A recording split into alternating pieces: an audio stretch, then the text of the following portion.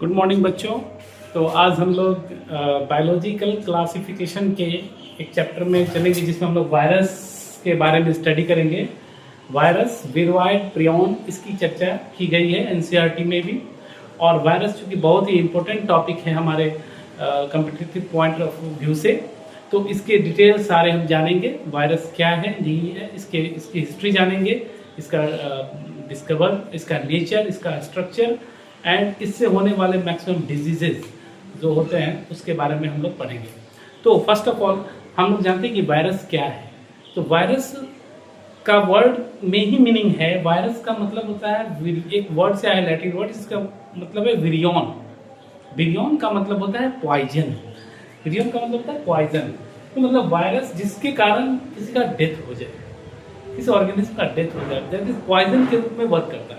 तो वायरस क्या है? तो वायरस का जो क्लासिफिकेशन में हम पढ़े कि एक सेल है, प्रोकैरियोटिक सेल है, मोनेला सेल है, तो उसमें एक सेल होता है, प्रोटोप्लाज्म होता है, सारा कुछ होता है, लिविंग ऑर्गेनिज्म होता है। लेकिन वायरस को बायोलॉजिकल क्लासिफिकेशन में बॉर्डर लाइन पे रखा गया। क्यों? क्योंकि ये वायरस, कोई भी वायरस एक्टिव तब होता है जब वो किसी लिविंग सेल में इंटर करता है। वायरस की अपनी कोई मशीनरी नहीं होती है। बच्चों, इस पॉइंट को आप लोग नोट डाउन करिएगा कि वायरस की कोई अपनी मशीनरी नहीं होती है, अपना मेटाबॉलिज्म नहीं होता है। वो किसी दूसरे लिविंग ऑर्गेनिज्म में जब इंटर करता है तभी उसका वजूद सामने आता है। और वायरस का जो हम बहुत सारे जानते हैं, जितने डिजीजेज हैं, maximum diseases, chicken pox, small pox, rabies, herpes, AIDS, hepatitis, ये सारे डिजीजेज वायरल है। हम ऐसे भी कहते हैं, किसी को अगर सर्दी जुकाम हो जाता है तो कैसे कहते हैं कि वायरल हो गया है, बुखार हो गया है, वायरल हो गया है। ये वायरल का मतलब है उस वायरस, किसी वायरस का इन्फेक्शन है। तो उसी वायरस जो बहुत ही माइन्यूट है और लिविंग ऑर्गेनिज्म में क्लासिफिकेशन में एक स्पेशल स्पेस लेता है, एक जगह है, इसका पोजीशन है ड्यू टू इसका नेचर कि वो लिविंग और नॉन लिविंग दोनों की तरह एज्यूम करता है, इसलिए बॉर्डर लाइन पे है। इस बात को भी आप ध्यान रखिएगा। तो उस वायरस का हम लोग स्टडी करेंगे। वायरस की स्टडी से पहले हम लोग इसकी कुछ हिस्ट्री से रिलेटेड कुछ बातें जान लेंगे कि इसकी खोज कैसे हुई, कैसे इसके बारे में पता चला, किस साइंटिस्ट ने इस पर वर्क किया। पहले वायरस से बीमारी जो होती थी वो पूरी महामारी के तौर पर होती थी, और जिस गांव में, जिस कस्बे में अगर किसी वायरस का अटैक हो गया, वहाँ पे हजारों लोग मर जाते थे, इलाज नहीं हो पाता था उनका।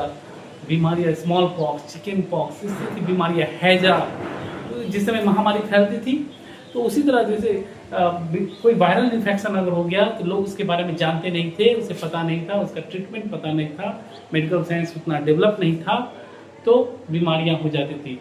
तो इस पे बहुत सारे रिसर्च हुए, बहुत सारे साइंटिस्ट आए। तो उस रिसर्च को थोड़ा सा हम रिकॉल करेंगे, आप लोग मेरे साथ उसको याद करिएगा और जहाँ से क्वेश्चन आएगा। तो सबसे पहले हम लोग वायरस का मतलब समझे। वायरस ये क्या है? तो वायरस जो है एक न्यूक्लियो प्रोटीन एंटिटी। अब देखिए, मैं न्यूक्लियो प्रोटीन एंटिटी बोल रहा हूँ। अब कुछ जो है, कुछ बातें हमें सीखनी है, तो वो हिस्ट्री से ही हमें पता चलेगा। हिस्ट्री से कैसे पता चलेगा? तो थोड़ा सा आप गौर करें बातों को। बॉर्डेन एंड पेरी, सबसे पहला नोट डाउन करेंगे बच्चों। बॉर्डेन एंड पेरी, ये जो साइंटिस्ट थे, बॉर्डेन एंड पेरी। बॉर्डेन एंड पेरी ने क्या कहा कि virus is nucleo protein entity. Virus जो है क्या है? न्यूक्लियो प्रोटीन एंटिटी है। न्यूक्लियो प्रोटीन, न्यूक्लियो प्रोटीन का क्या मतलब होता है? मतलब इसमें nucleic acid plus protein, nucleic acid plus protein, इसका न्यूक्लिक एसिड और प्रोटीन का बना होता है कौन? वायरस। और न्यूक्लिक एसिड हम जानते हैं दो टाइप के होते हैं, डीएनए, आरएनए। डीएनए, आरएनए, ये मत समझ लेना बच्चों, दीनानाथ अग्रवाल एंड रामनाथ अग्रवाल। एक बच्चे से हमने पूछा था कि डीएनए का फुल फॉर्म क्या है, तो किसी ने उस समय नहीं बताया, लेकिन एक बच्चे ने हाथ उठा के बताया और कहा कि सर, इसे तो मैं जानता हूँ, ये मेरे पड़ोसी हैं, दीनानाथ अग्रवाल। तो ऐसा नहीं है। वही डीएनए और आरएनए न्यूक्लिक एसिड होता है, दो तरह के, डीएनए एंड आरएनए और प्रोटीन। तो वायरस में यही दोनों चीज होते हैं, तो या तो डीएनए होगा या आरएनए होगा, दोनों में से कोई एक होगा। और प्रोटीन, तो virus is nuclear protein entity. पहले तो ये पहचान हुआ ये क्या है, केमिकली ये क्या है, तो इसके बारे में बताया किसने, बॉडेन एंड पेरी। एकदम क्वेश्चन आएगा कि न्यूक्लियर प्रोटीन एंटिटी की पहचान किसने की, बॉडेन एंड पेरी। उसके बाद एडवर्ड जेनर, नाम बहुत सुना सुना लग रहा होगा बच्चों, एडवर्ड जेनर। एडवर्ड जेनर ने स्मॉल पॉक्स वैक्सीन की खोज की। स्मॉल पॉक्स बच्चों, स्मॉल पॉक्स बहुत खतरनाक बीमारी थी उस समय। पॉक्स से बच्चों में हो जाती थी, एडल्ट में भी हो जाती थी, तो मर जाते थे, उसका इलाज नहीं हो पाता था। लोग उसे उस समय माइथोलॉजी से जोड़ते थे, कहते थे किसी देवी का प्रकोप है, इस पे कोई ये आ गया, कोई कहर आ गया देवी का, इसकी झाड़ फूक करते थे, लेकिन झाड़ फूक से उसका इलाज नहीं हो पाता था, वो मर जाता था, उसका वैक्सीन नहीं था, तो महामारी की तरफ फैला। स्मॉल पॉक्स का वैक्सीन एडवर्ड जेनर ने उस समय स्मॉल पॉक्स की वैक्सीन का खोज किया। और एडवर्ड जेनर, यही स्मॉल पॉक्स वायरल बीमारी थी, उसमें वायरस से होता था, पॉक्स वैक्सीन है। उसके बाद लुईस पास्चर, नाम ये भी जानते हैं, लुईस पास्चर बहुत ही फेमस। इसने कहा कि rabies to be infectious, rabies to be infectious, rabies जो है सो इन्फेक्शियस है। इन्फेक्शियस का क्या मतलब होता है बच्चों, इन्फेक्शियस का मतलब होता है इन्फेक्शन फैलना। एक अगर हमें हो गया और हमारे थ्रू किसी और को गया, तीसरे को गया, चौथे को गया, दैट इज इन्फेक्शियस। तो रेबीज इन्फेक्शियस फैलना, ये किसमें, रेबीज कहाँ किसकी बीमारी है, कुत्ते जो काटते हैं, कुत्ते, बिल्ली, कुत्ते, मंकीज में भी होते हैं, तो मंकीज, ये इसके काटने से जो वायरल इन्फेक्शन फैलता है, दैट इज कॉल्ड रेबीज। तो इसने कहा था, लुईस पास्चर ने वायरल रेबीज के बारे में बोला, ये भी इन्फेक्शियस है। तो इन्फेक्शियस है, क्यों है तो बाद में बताया जाएगा। एडोल्फ मेयर, उसके बाद एडोल्फ मेयर साहब आए, इसने भी कहा एक बीमारी बहुत ज्यादा फैली हुई थी, TMV, tobacco mosaic virus. Tobacco मतलब तंबाकू के पत्तों में चित्ती जैसा वायरल अटैक हो जाता है, तो अभी भी कॉमन हो जाता है, कभी कभी टीएमवी का अटैक हो जाता है। टोबैको मोज़ेक वायरस वो भी इन्फेक्शियस है। अगर एक पत्ती में हो गया टोबैको का, तो पूरे खेत में वो प्लांट को हो जाएगा, पूरे खेत को तबाह कर देगा। तो एडोल्फ मेयर ने कहा था किसके बारे में, टीएमवी के बारे में, टीएमवी इज इन्फेक्शियस। इसके बाद बहुत पॉपुलर साइंटिस्ट इवानोवस्की ने क्या किया, कहा कि filtered extract of disease tobacco also cause disease.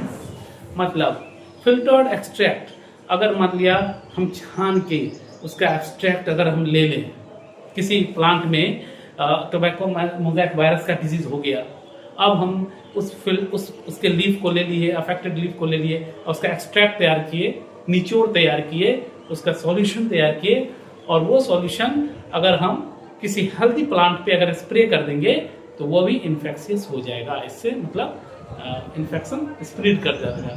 ये किसने कहा था, ये इवानोवस्की ने कहा था, इवानोवस्की।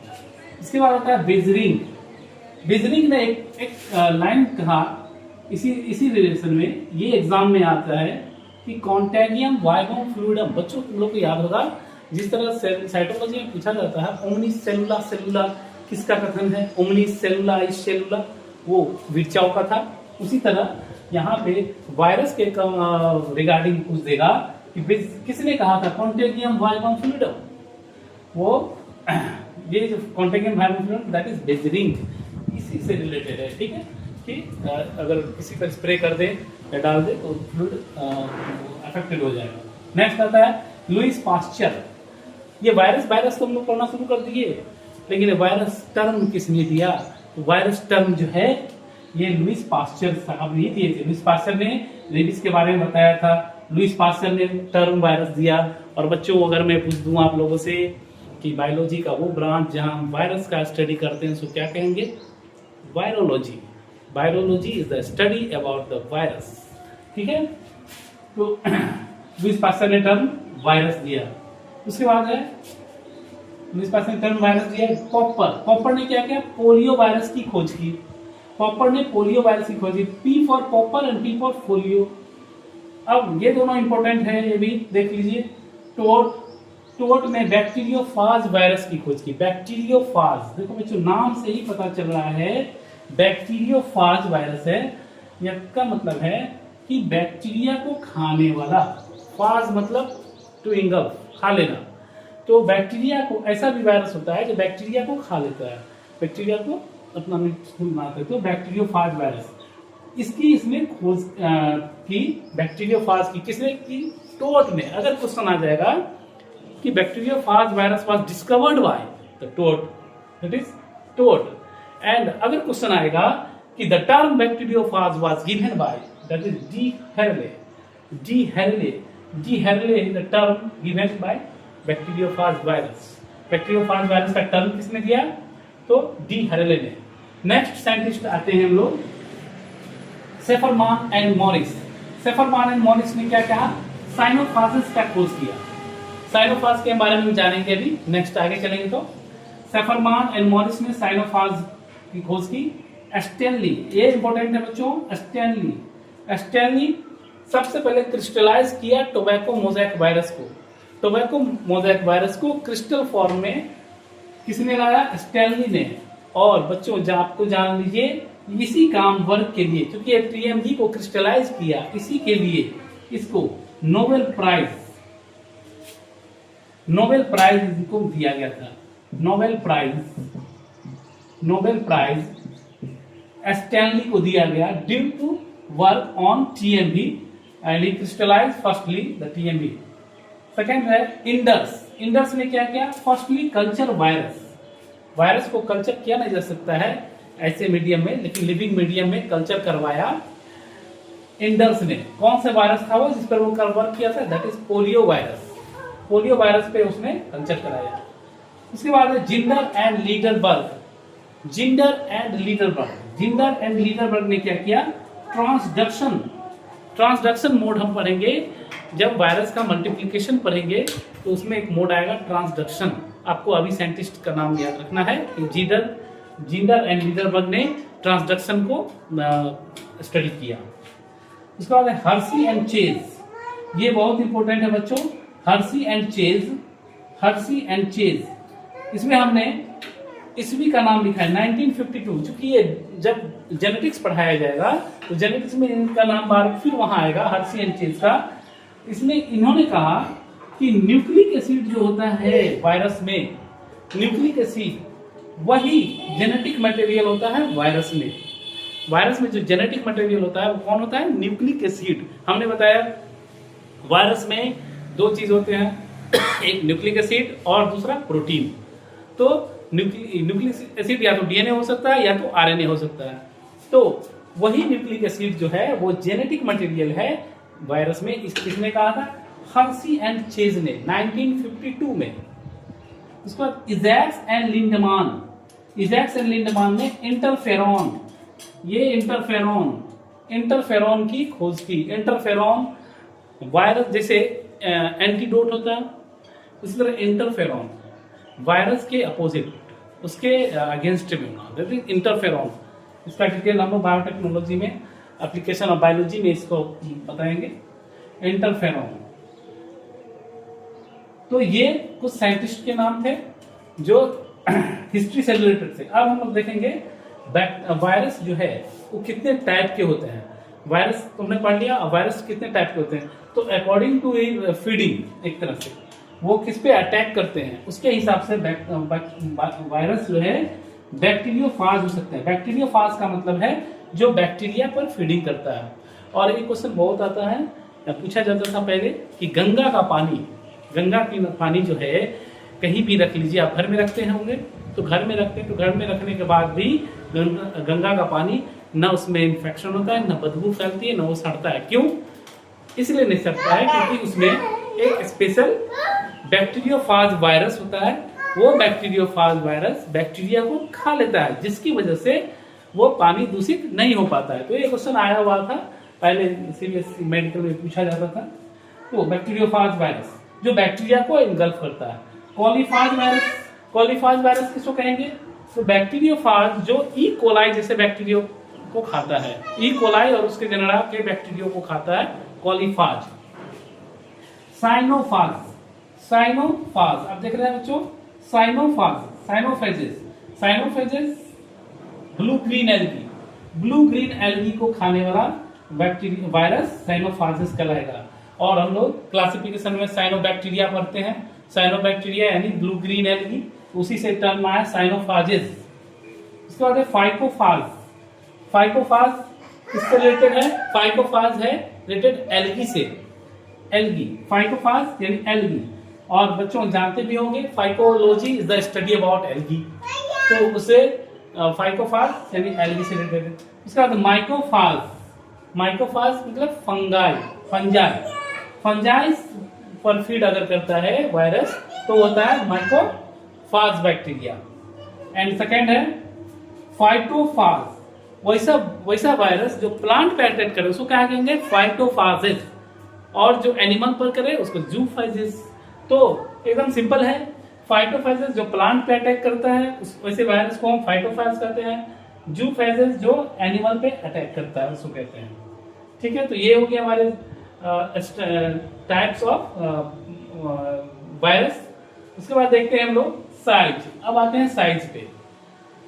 वायरस का साइज कितना होता है? वायरस बहुत ही माइन्यूट होता है, उसको सिंपल माइक्रोस्कोप या हेवी माइक्रोस्कोप से नहीं देखा जा सकता। इसके लिए high power resolution electron microscope का यूज होता है, क्योंकि इसका साइज बहुत कम है।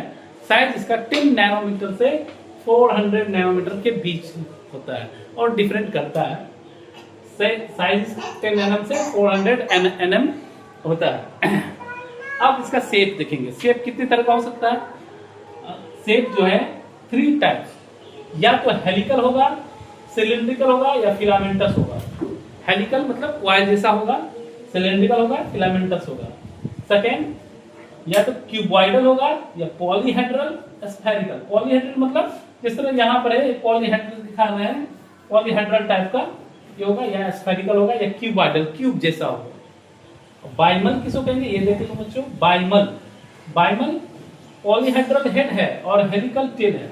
क्योंकि वायरस का एक टिपिकल स्ट्रक्चर क्या है कि एक हेड होता है, इसमें टेल होता है। अभी हम लोग देखेंगे इसमें, जैसे बैक्टीरियोफाज का ये एक बैक्टीरियोफाज वायरस है। बैक्टीरियोफाज वायरस का ये स्ट्रक्चर है। इसमें हम देखते हैं एक हेड है जो हेक्सागोनल टाइप का इस तरह का है, कॉलर है, यहाँ से अटैच है, कॉलर से यहाँ सीट लगा हुआ है और सीट के बगल से स्पाइक्स निकलते हैं। क्या निकलते हैं? स्पाइक्स जैसे निकलेंगे, जिसको टेल कहते हैं। क्या कहते हैं? टेल। अब यहाँ पे देखिए कितने टेल है? 6। क्वेश्चन आ सकता है, एनसीईआरटी में एग्जाम्पल दे दिया है, फिगर दे दिया है। इसका मतलब ये नहीं कि सिर्फ हम फिगर देख लिए, अब हमें इसको स्टडी करना है। हेड है, कॉलर है, सीट है, टेल है, टेल स्पाइक जैसे निकला है, दैट इज ये क्या है? 6 नंबर ऑफ 6 है बैक्टीरियोफाज में।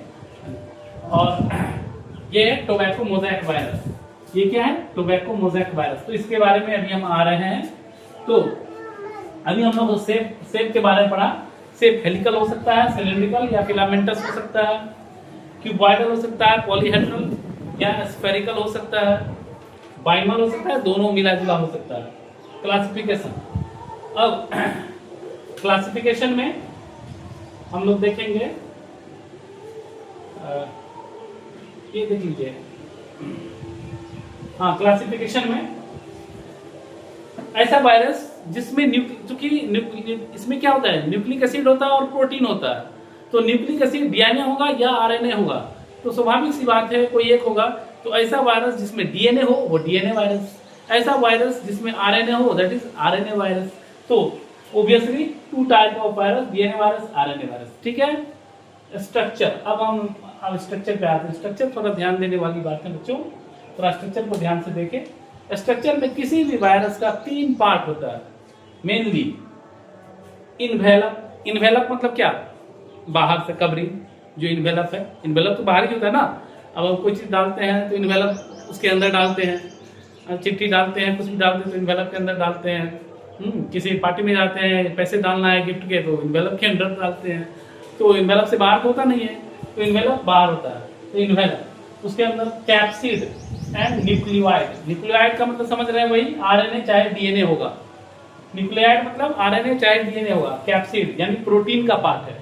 अब देखिए, क्या वायरस में प्रोटोप्लाज्म होगा?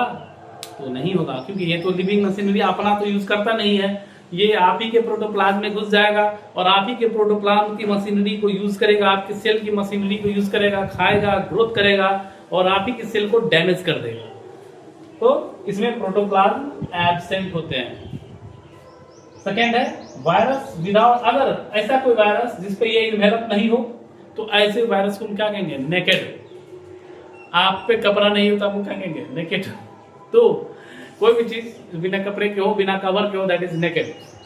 तो virus without envelope that is naked. अगर हम कहा जा रहा है कि नेकेड वायरस है तो आप दिमाग में लगा लीजिए जरूर इन्वेलप नहीं रहा होगा, तभी तो नेकेड कहा जा रहा है। ठीक है। उसके बाद protein coat is called capsid. अब देखिए ये कैप्सिड क्या है? तो प्रोटीन का जो कोट है उसको हम लोग कैप्सिड कहेंगे। ये देखिए यहां पे आप बच्चों देख रहे हैं, ये प्रोटीन का कोट है, that is TMV, tobacco mosaic virus का है डायग्राम।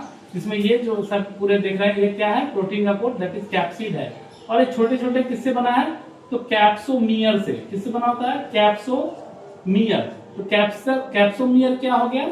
इस कैप्सिड का यूनिट हो गया, कैप्सोमियर हो गया, कैप्सोमियर हो गया, यूनिट हो गया। और ये क्या कैसे अरेंज होता है? ये कैप्सोमियर कैसे अरेंज है? तो अरेंज इन हेलिकल और polyhedral geometric form. Helical, helical माने घुमावदार, या पॉलीहेड्रल ज्योमेट्रिकल फॉर्म में ये अरेंज है। जैसे इसमें है, दिखाई दे रहा है, आप देख रहे हैं इसमें कैसे अरेंजमेंट है, कैप्सोमियर अरेंजमेंट है। तो अब देखिए कैप्सोमियर, कैप्सिड क्या हम बात सीखे? प्रोटीन इन्वेलप होता है, उसके अंदर प्रोटीन कोट होता है जिसको कैप्सिड कहते हैं। कैप्सिड बहुत सारे यूनिट कैप्सोमियर से बना होता है, बहुत सारे कैप्सोमियर होते हैं। अब यहाँ पे ध्यान देने वाली बात है कि अलग अलग वायरसेस में कैप्सोमियर की संख्या अलग होती है। तो जैसे सबसे कम किसमें होगा, ज्यादा किसमें होगा? तो सबसे कम अभी तक जो देखा गया है नंबर ऑफ कैप्सोमियर वो होता है कॉलीफाज 174 में, जो कि 12 होता है मिनिमम। ये कॉलीफाज ऐसे हम लोग लिखते हैं, कॉलीफाज 1774 में इसमें 12 मिनिमम होता है। और टोबैको मोज़ेक वायरस जो हम यहाँ स्टडी कर रहे हैं, टोबैको मोज़ेक वायरस, इसमें एक बार क्वेश्चन आया हुआ है कि नंबर ऑफ कैप्सोमियर कितने होते हैं? तो 2130। इसको आप नोट डाउन कर लेंगे, 2130, 2130। टोबैको मोज़ेक वायरस में नंबर ऑफ कैप्सोमियर 2130 होते हैं। तो ये हो गए आपके स्ट्रक्चर से रिलेटेड वायरस के। नेक्स्ट हम लोग आते हैं लास्टली, जैसा कि हमने बताया कि दो तरह के वायरस होते हैं, डीएनए एंड आरएनए वायरस। तो कुछ एग्जांपल्स आपको याद रखने हैं। अगर क्वेश्चन आएगा आपके नीट एग्जाम में आएगा कि which of the following is RNA virus, which of the following is DNA virus, तो वहां पे आप कंफ्यूज मत करिएगा। तो सिंगल स्ट्रैंडेड आरएनए, जैसे सिंगल स्ट्रैंडेड आरएनए यहाँ पर है बच्चों टीएमबी में, टोबैको मोज़ेक वायरस इसका एग्जाम्पल भी है। उसी तरह polio virus, foot and mouth disease virus, influenza virus, Rouse sarcoma virus, ये एग्जाम्पल है आरएनए वायरस का। ठीक है। उसके बाद डबल स्ट्रैंडेड डीएनए के बारे में नॉर्मली हम जानते हैं कि DNA is the double stranded structure, इस तरह का बच्चों देखते होंगे, और RNA is the single stranded structure. तो डीएनए डबल स्ट्रैंडेड जिसमें होगा, वैसे वायरस को कौन सा है? Adeno virus, herpes simplex virus, adeno virus example. उसके बाद herpes simplex virus DNA virus है। Pox virus, cauliflower mosaic virus, ये सुन याद रखना, कॉलीफ्लावर मोज़ेक वायरस में एक बात बताने जा रहे हैं कि इसमें क्या होता है कि सिंगल स्ट्रैंडेड, कॉलीफ्लावर में ये कॉलीफाज लैम्डा, इसमें डबल स्ट्रैंडेड होता है T4। हेपेटाइटिस बी, इसमें डबल स्ट्रैंडेड होता है कॉलीफ्लावर मोज़ेक वायरस में डबल स्ट्रैंडेड डीएनए। अब सिंगल स्टैंडर्ड डीएनए किसमें होता है? एक्सेप्शन ज्यादातर पूछा जा सकता है, क्योंकि डबल स्टैंडर्ड डीएनए वायरस तो याद है, लेकिन सिंगल स्टैंडर्ड हो और डीएनए हो तो वो कौन सा होगा, ये हमें याद रखना होगा। तो कॉलीफाज MS2, कॉलीफाज FD में लीनियर होता है, एंड कॉलीफाज 174 इस तरह का। ये एग्जाम्पल मोस्ट पॉपुलर है बच्चों, इसको याद रखना होगा। कॉलीफाज 174 जो कि साइक्लिक होता है, इसमें सिंगल स्टैंडर्ड डीएनए होता है और ये ज्यादातर क्वेश्चन आता है, इसको आप लोग याद रखेंगे। ऐसा वायरस जिसमें डीएनए हो लेकिन वो सिंगल स्टैंडर्ड हो तो वो है कॉलीफाज 174, साइक्लिक होता है। तो जनरली हमने बताया कि वायरस जो है प्लांट में पाया जाने वाला वायरस फाइटो वायरस होता है, और एनिमल में पाया जाने वाला जो वायरस होता है। तो जनरली देखा गया है कि प्लांट में पाए जाने वाले जो वायरस होते हैं वो आरएनए बेस्ड होते हैं, उनके न्यूक्लिक एसिड कैसे होते हैं, आरएनए वाले होते हैं, और एनिमल में पाए जाने वाले जो होते हैं उनमें डीएनए बेस्ड होते हैं। और एक्सेप्शन एक दो है जो हमने बताया है, उसमें आप लोग याद रखिएगा। और बेसिकली हमको यहाँ पे आपको क्लासिफिकेशन याद, FTM टोबैको मोज़ेक वायरस का एक स्ट्रक्चर, जिसमें कैप्सिड कैप्सोमियर के बारे में याद रखना है। कैप्सिड क्या है, प्रोटीन कोट है, कैप्सोमियर उसका यूनिट है, ये याद रखना। आरएनए होता है। बैक्टीरियोफाज वायरस में क्या होता है, बैक्टीरियोफाज वायरस में हेड होता है, कॉलर होता है, सीट होता है और टेल होता है, इस तरह का स्पाइक जैसा निकला रहता है। ये बैक्टीरियोफाज वायरस क्या करता है, बैक्टीरिया पे डिपेंड करता है, बैक्टीरिया को इनगल्फ करता है, खाता है। तो दैट्स व्हाट शेप जो है 3 types, helical, cylindrical, filamentous, cuboidal, polyhedral, spherical, bimer, polyhedral. तो ये था बच्चों वायरस से रिलेटेड। अगले नेक्स्ट वीडियो में हम विरवाइड और प्रियन जो आपके सिलेबस में है, 11th के सिलेबस में भी है और पढ़ना भी है, तो उसकी वीडियो हम अपलोड कर देंगे, वो आप देख लीजिएगा। उम्मीद है कि वायरस से रिलेटेड जितने सारे क्वेश्चंस होंगे आपको इससे बन जाएंगे, एक्स्ट्रा अलग कुछ पढ़ने की जरूरत नहीं है। और नेक्स्ट आप रिवाइज करिए, इस पूरे को नोट डाउन करिए और क्वेश्चन मिसलेनियस MCQ जो भी है उसको बनाइए। और जाते जाते एक बार फिर कहेंगे कि चैनल को लाइक और सब्सक्राइब जरूर करिए, ताकि हम भी एक्साइट होकर और अच्छे अच्छे कंटेंट आपकी नीट प्रिपरेशन के लिए लाएं और अच्छे अच्छे टॉपिक्स लाएं, जिससे आपकी तैयारी फास्ट और सुनियोजित तरीके से चलता रहे। धन्यवाद।